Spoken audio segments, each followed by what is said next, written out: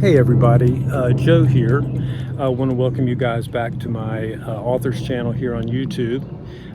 In today's video, I wanted to share a project I'm working on, which is a stacked stone wall I'm building here out at the front of my property. I have built two other versions of the wall back here at the house, which I'll show you in a few minutes. And I also wanted to talk today a little bit about Rivendoah and how creatively writing a trilogy of novels is very similar to creating three stacked stone walls. So why don't you go ahead and join me today, and we'll delve into stacking stones and building words.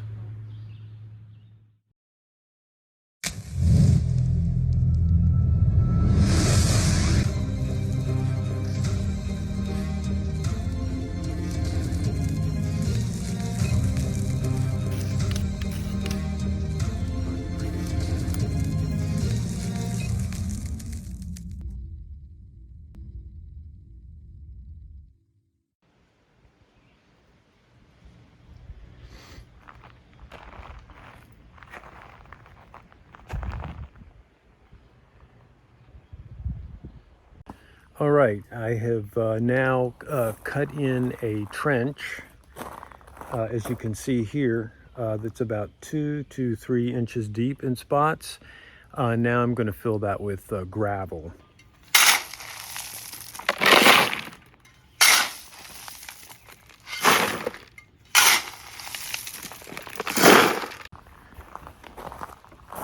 I now have my base layer of gravel, and now I can begin picking out the base stones to lay in there to give it a firm base for the stacked stone wall.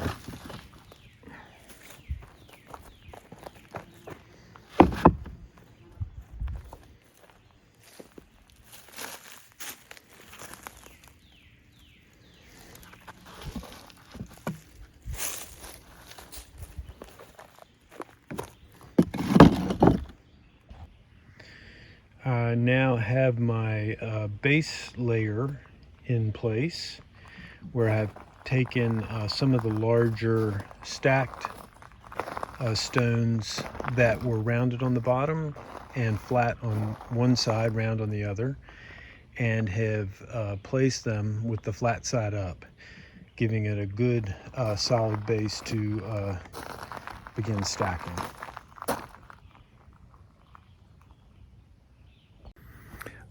I'm now going to start coming over here and getting my stacked stones, the ones I'll be using for stacking, and pull it from this pile to begin, and then I can lay these right down on my base layer.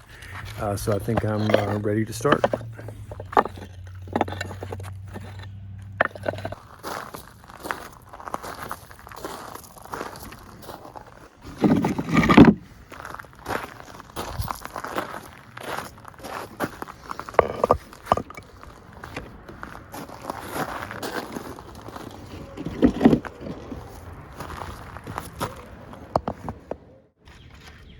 I am starting to get my first layer in place.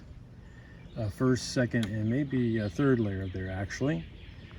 Now I'm going to come back in and do some, set some rocks in the back to hold it in place, and then put in my gravel as backfill. You can see I've left room in the back there for a good 6 to 10 inches of backfill.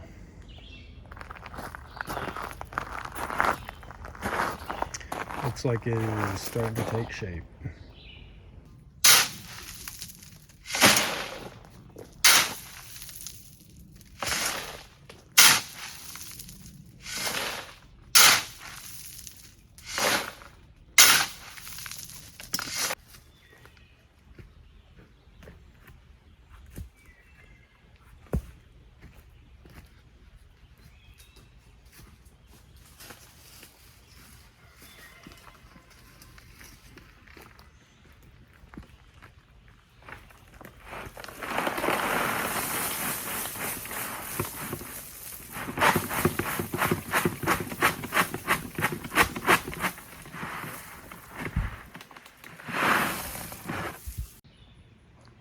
Well, it looks like it's starting to come together.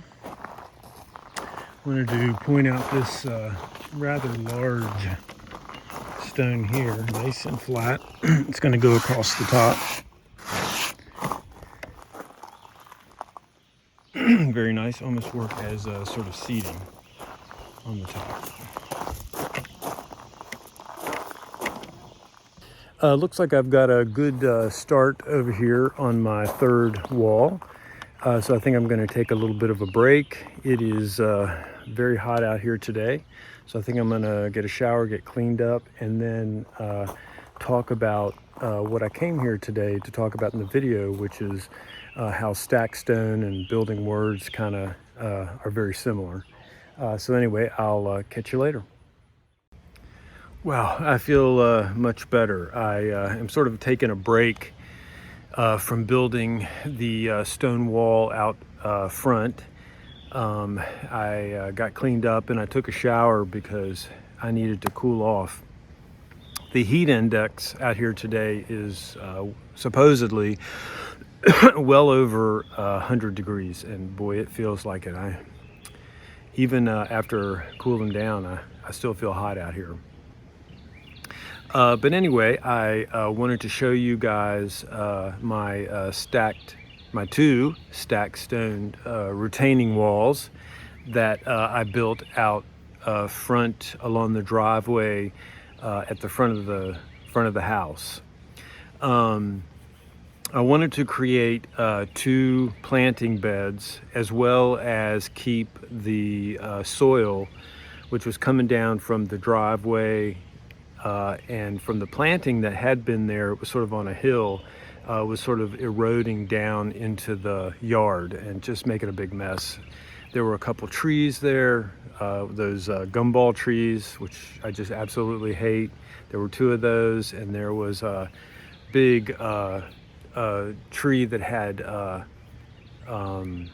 stickers in it that, I just wanted to go ahead and take that out too. So kept it down to the big oak, which you can see here, and we also planted a weeping redbud, which was Richard's idea. He, always wanted to have one, so we thought that would be the perfect place for it, as well as doing some plantings, as you can see here.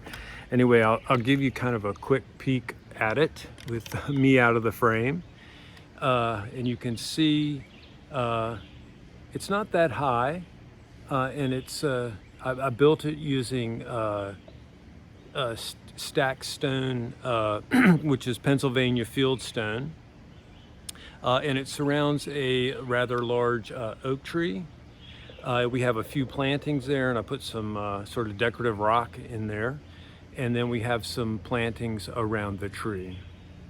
It's sort of a start. We know that we want to add some more things to that as time goes on and kind of see what plants work. We have some hostas in there, and the deer tend to eat the hostas, so not sure if that will last, but anyway, it's sort of a start for this year.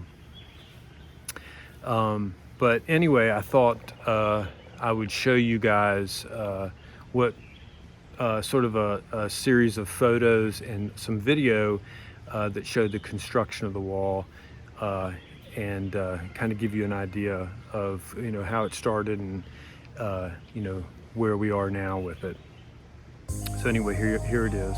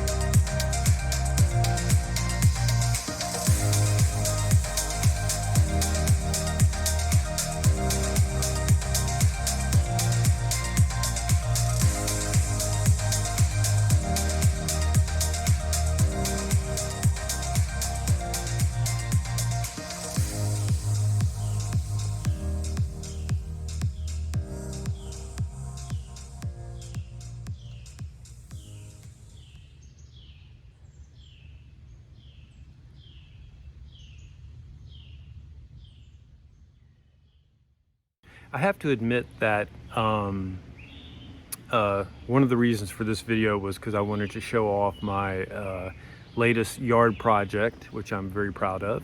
But I also, of course, want to tie it into the writing of Rivendoah, which is, to be honest with you, is really the reason that people are probably going to come to this site, are people who, once the book is out, who are interested in the novel, want to know a little bit more about it, and they can come here to find some information about how it was, written, and maybe a little bit about me as the author.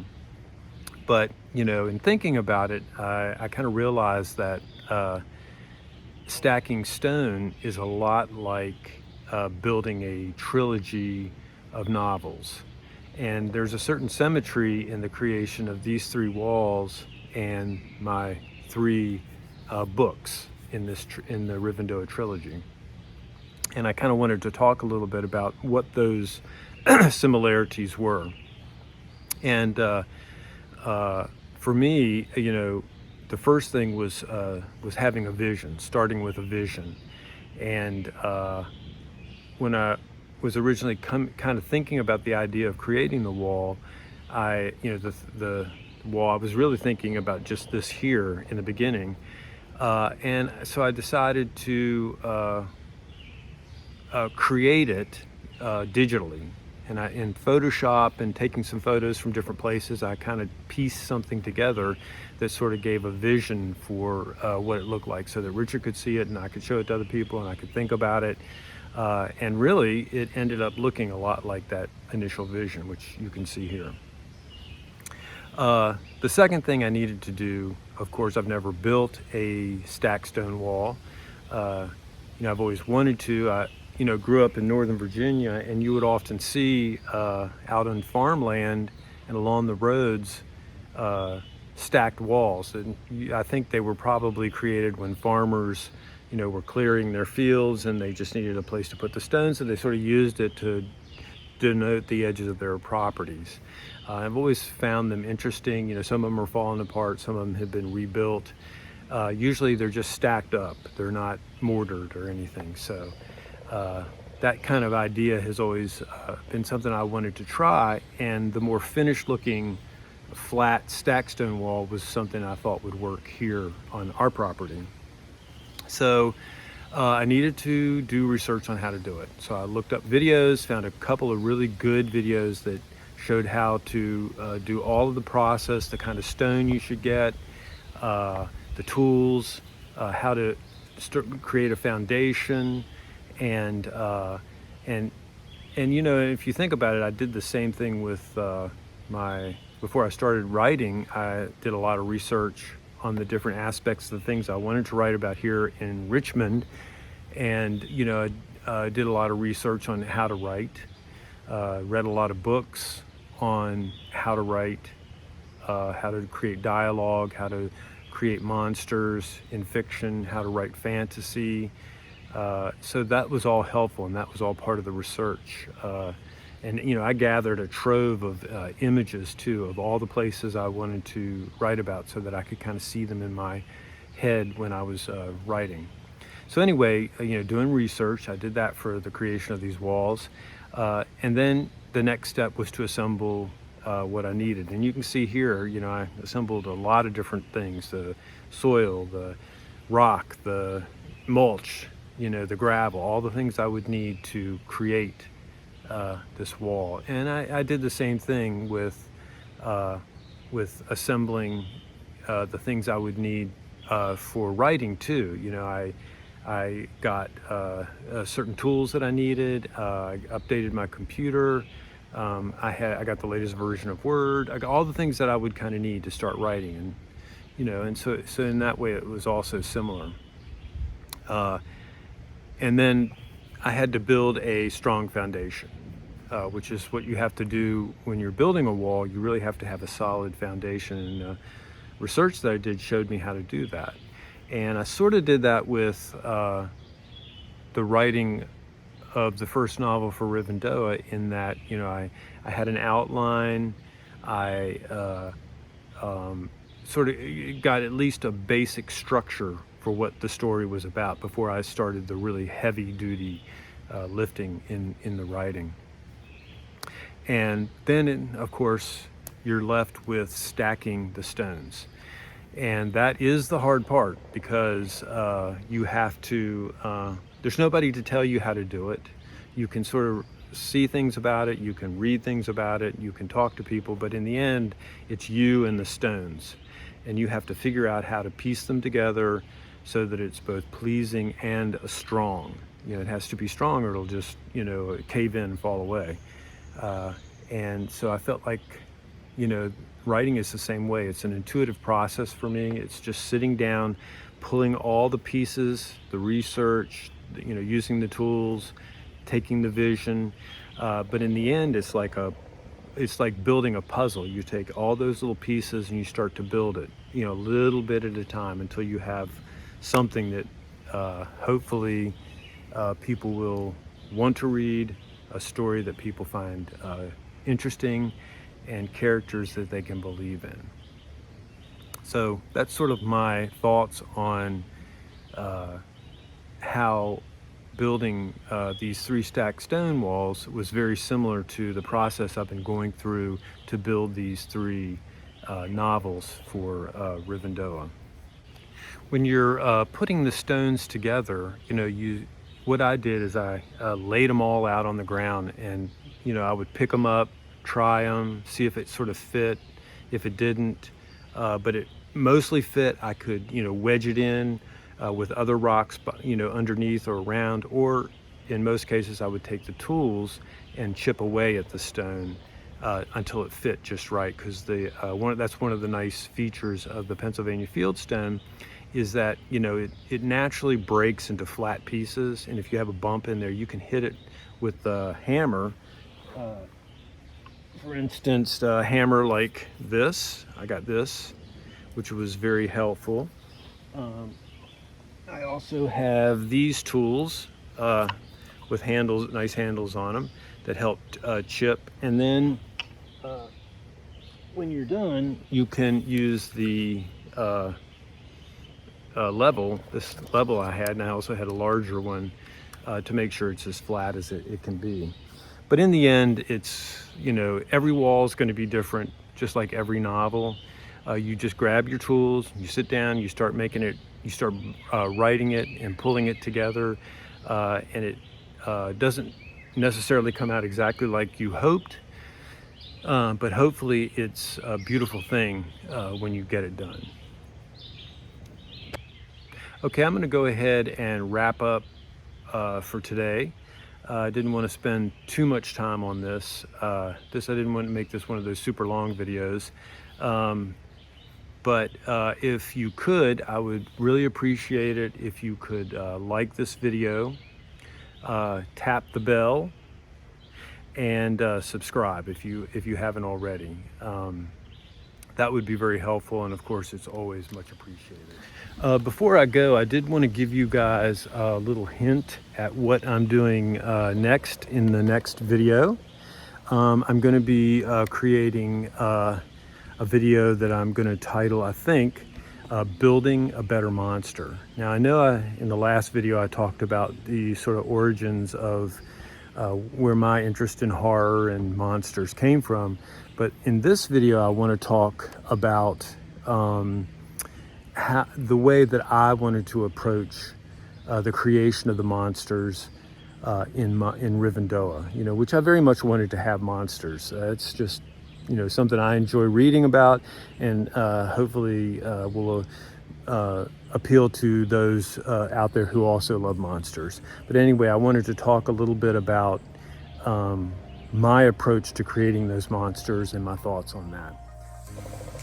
So I'm going to go ahead and wrap up for the day, give you one last look at the wall, and I will see you next time.